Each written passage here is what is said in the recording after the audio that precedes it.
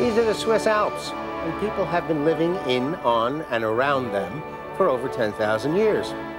The ancient Romans wrote about the tribes who lived in these mountains.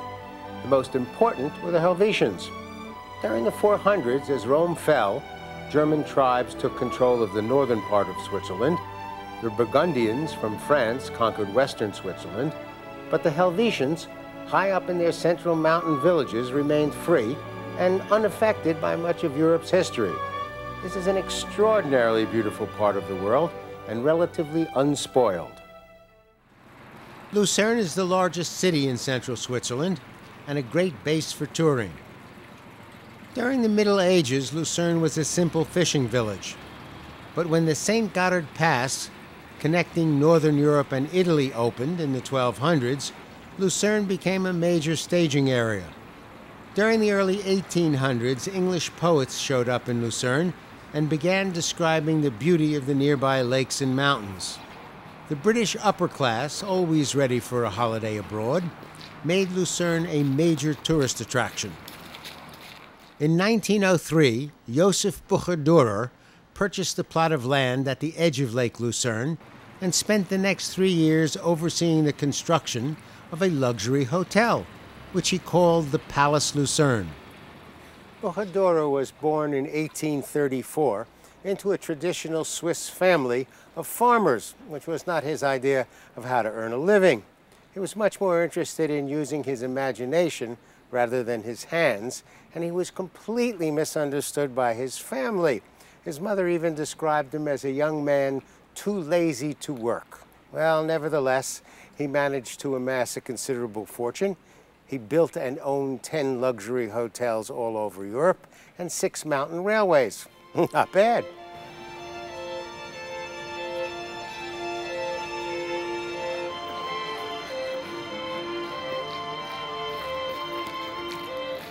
He built his palace right on the lake's tree-lined promenade.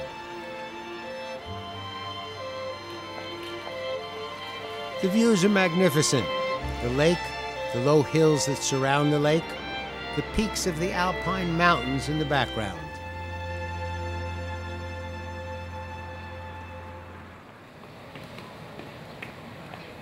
The hotel has 2 restaurants. Les Artistes offers light regional and international dishes, and during the warm months, the tables are outside at the edge of the lake. One of the specialties is roasted or grilled whole fish prepared to order and served at your table.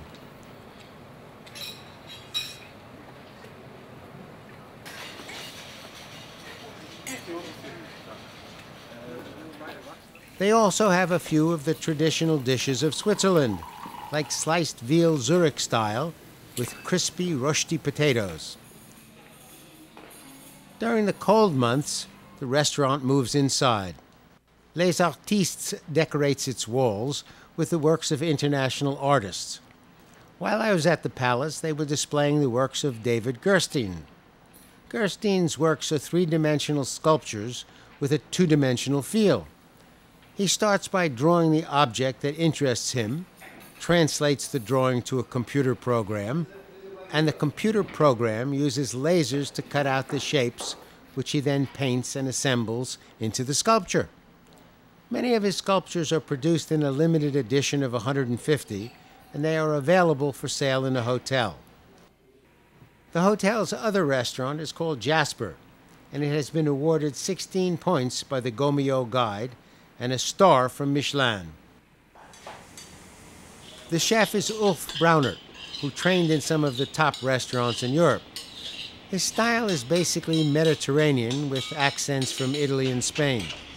It's nice to have the Gomeo points and the Michelin star, but I think the greatest compliment to his work comes from the residents of Lucerne, who not only appreciate his cooking, but consider his prices a bargain, especially at lunch.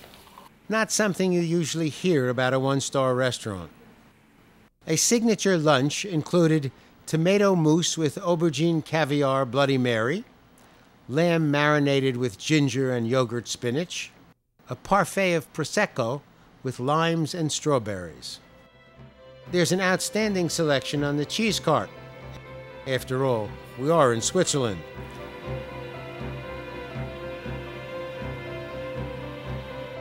and a first-class wine cellar.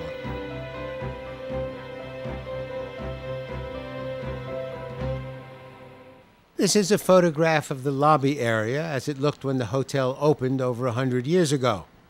And this is what it looks like today. It looks and feels much like it did when it opened.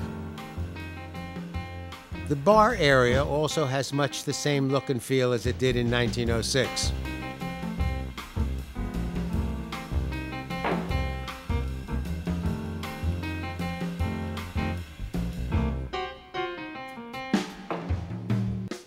In 2005, a spa was added that offers guests the opportunity to relax.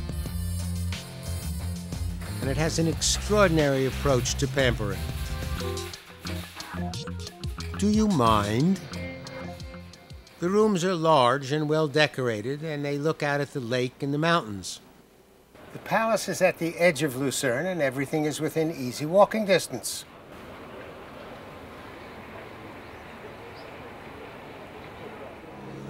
Lucerne's 650-foot roofed bridge is the oldest in Europe. Called the Chapel Bridge, it was originally built in the 1300s as part of the city's fortification. The triangular roof supports were used by 17th century painters to present the history of Lucerne and the patron saints of the city. Lucerne's old town is filled with ancient decorated buildings. The paintings present the history of a guild, or a family, or a special event. This building is the site of the first pharmacy in Lucerne. It opened in 1530. The sign over the door reads, "There is no herb that will cure lovesickness." Just across the river is the Baroque Jesuit church, built in the mid-1600s. The robes of Nicholas von Flue, Switzerland's only saint, rest here. His major act was to propose an agreement that regulated the division of spoils among Switzerland's mercenary troops. One of the things you can see from your room at the palace is Mount Pilatus, which has the steepest cogwheel railway in the world. And it will take you to the top, which is 7,000 feet above sea level, and offers some of the most impressive views of the area.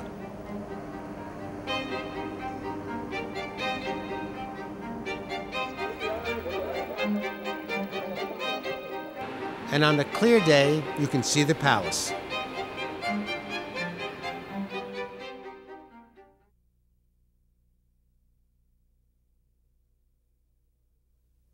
On the 24th of October, 1907, Emperor Wilhelm of Germany officially opened the Hotel Adlon in Berlin.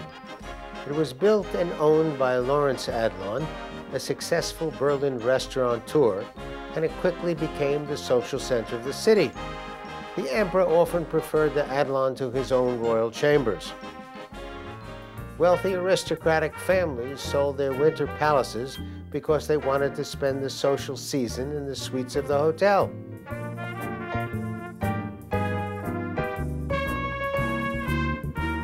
It was the favorite residence of Charlie Chaplin, Albert Einstein, and President Theodore Roosevelt.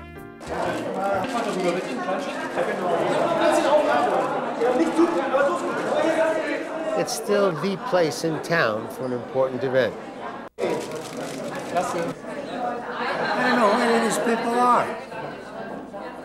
The Adlon also developed a reputation as an unofficial neutral territory where differences between individuals, political groups, and even nations were put aside for a few hours. In fact, the Adlon was often referred to as Little Switzerland because of its neutral atmosphere. The most elegant part of modern Berlin is the Government and Embassy District.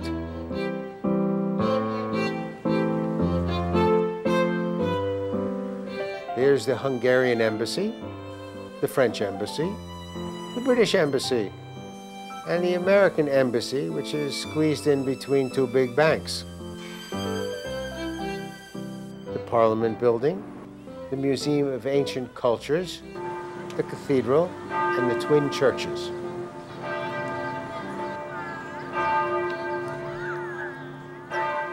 The new Adlon is at the edge of that district, next to the Brandenburg Gate. and within walking distance of Berlin's major museums and attractions. During the late 1990s, it was completely rebuilt in the classic style that made it famous. It's run by the Kempinski Hotel Group, which is responsible for some of the finest hotels in the world. If you are a king or a queen, the head of a nation, a famous rock star, or the president of a giant corporation that's about to declare bankruptcy because of your greed and incompetent management, then personal security can be a big issue, especially when you travel. In response to the problem, the Adlon has built a security wing. Its presidential suite is not only one of the most luxurious in any hotel, but the security is probably the safest in Europe. Also the bulletproof windows. Ah, bulletproof windows. That makes me feel much better, you know. It was designed to meet the latest requirements of the German Federal Police for a Level 1 security area. The presidential suite comes with its own butler. The living room has a magnificent view of the Brandenburg Gate and a nice dish of chocolates. There's a private study with a secure fax machine and high-speed internet access, and a nice dish of chocolates. A large bedroom with a 4-poster bed and another nice dish of chocolates. An elegant bathroom with its own sauna, but no chocolates. Private dining room, no chocolates. A kitchen area, again, no chocolates. So if luxury, security, and really good chocolates are important to you, this is the place. And at only $15,000 a night, it's a deal. If you're just a regular person and you love good food, then you can dine in public at one of the hotel's excellent restaurants.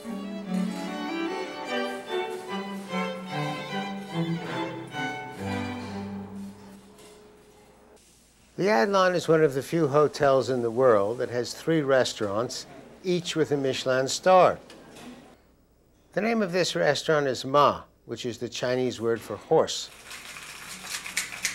There's a bar that specializes in a drink that's similar to vodka, a section that specializes in Chinese dishes, and one that concentrates on the cuisine of Japan. The chef, Tim Raue, takes the traditional recipes of these cultures and gives them a very personal twist. One of his signature dishes is charcoal grilled veal with truffle sauce, leeks, and horseradish. Gabriele is the 1-star Michelin restaurant with an Italian menu.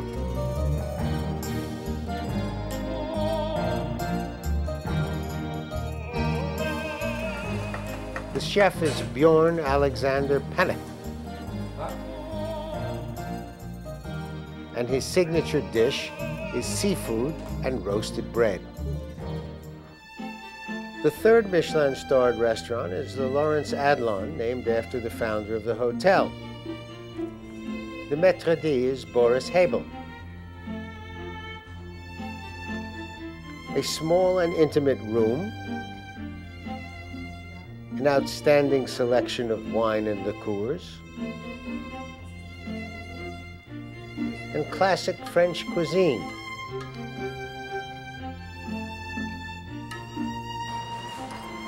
The chef is Thomas Nesser.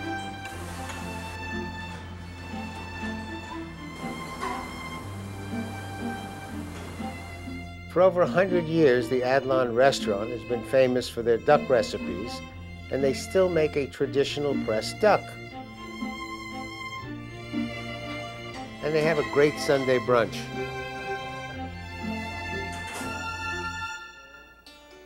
If you're in need of a snack in the afternoon, there is tea time.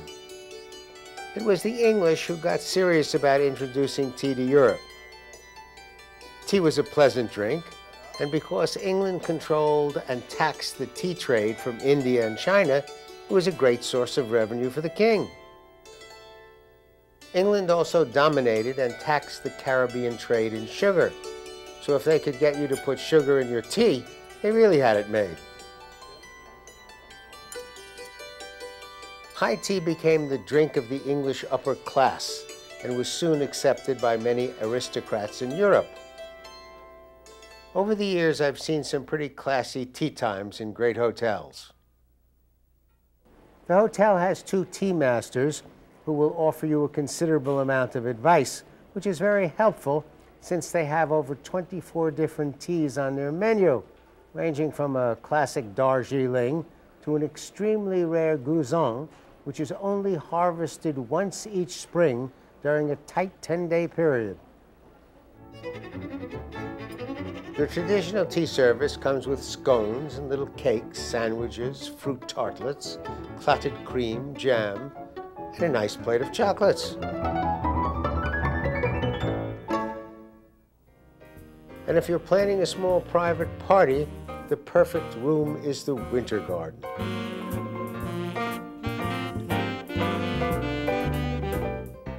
I was almost sure I emailed everybody about the date.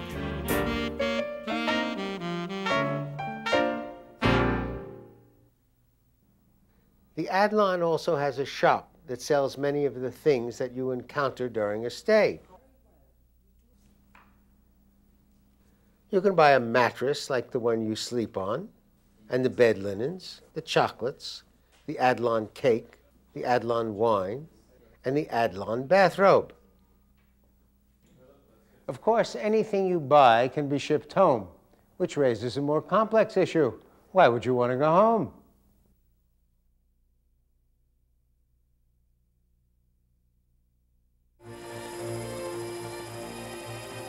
Switzerland is divided into a series of states called cantons. The primary canton in the Lake Geneva region is known as the Canton de Vaud. Its southern border runs along the shore of Lake Geneva. Its western and northern frontiers pass through farmland and small villages in the Jura Mountains that share a border with France. And much of its eastern edge rises into the Alps. The largest city in the Canton de Vaud is Lausanne, and it has been inhabited for tens of thousands of years. The hill at the top of the city was once capped with a Roman fort. Today it's the base for the largest Gothic cathedral in Switzerland.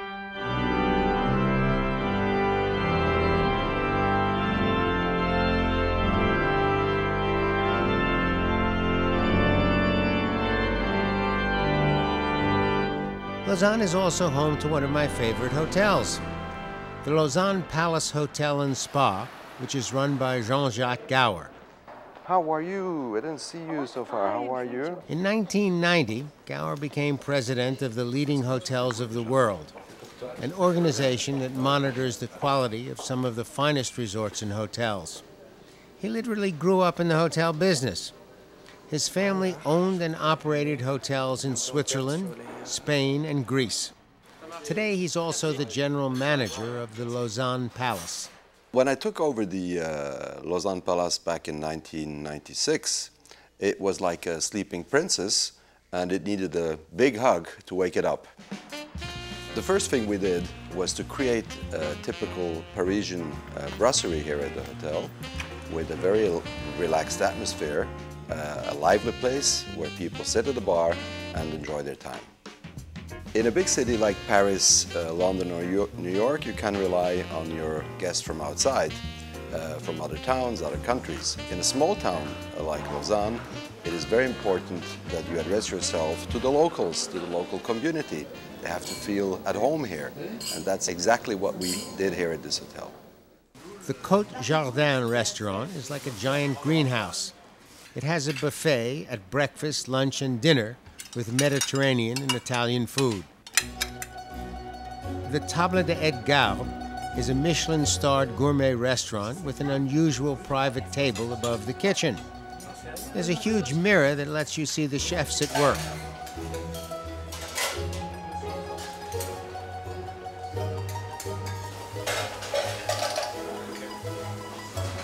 My personal favorite was the Palace Sushi Zen, which is under the direction of 3 talented Japanese chefs. Each studied the art of sushi for at least 10 years before they became licensed masters. They've begun to blend European and Japanese ingredients. Eel, topped with a slice of camembert cheese, slightly melted. One of J.J. Gower's stars is Kevin Tremola, the head concierge. Le concierge Kevin, bonjour. Oui, bonjour, et vous-même? Oui. His job is to get you anything you need. Kevin has been taking care of demanding guests for over 20 years. He worked all over Europe and has the unique distinction of having created the position of concierge on the Queen Mary 2. He loves a challenge. As I was getting off the plane in Switzerland, my favorite glasses fell out of my pocket, and I was unaware of it until I got through customs, and of course, there was no going back. I pleaded with people at customer service. I begged the airlines lost and found. I even offered a bribe of chocolate. Nothing. When I got to the Lausanne Palace Hotel, I mentioned it to Kevin, and 2 days later, miraculously, my glasses were back. Cool glasses, aren't they? The palace also has an outstanding spa, indoor heated swimming pool, serious exercise equipment, a jacuzzi that reduces the tension in your muscles, a relaxation terrace, and of course, massage and body care treatments. I like the one where they make believe you're sushi and wrap you in seaweed. Combine that with a few glasses of sake and my tension is gone, along with most of my other cognitive senses.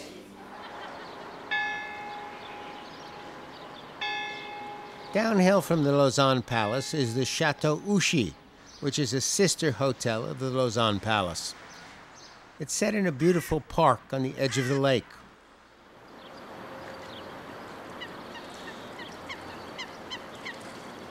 The ancient building was stripped down to its bare walls. Anything of architectural value was saved, at which point a small 50-room hotel was built into the structure. At one time, the chateau was surrounded by a moat filled with water to protect it against invaders. The moat is remembered by a little indoor brook, sort of. The Lausanne Palace runs the restaurant La Grappa, which specializes in the foods and wines of Tuscany. I've been coming to this restaurant for over 40 years, and I am always impressed with their work. Their pasta is homemade every day. The steaks are grilled Florentine style.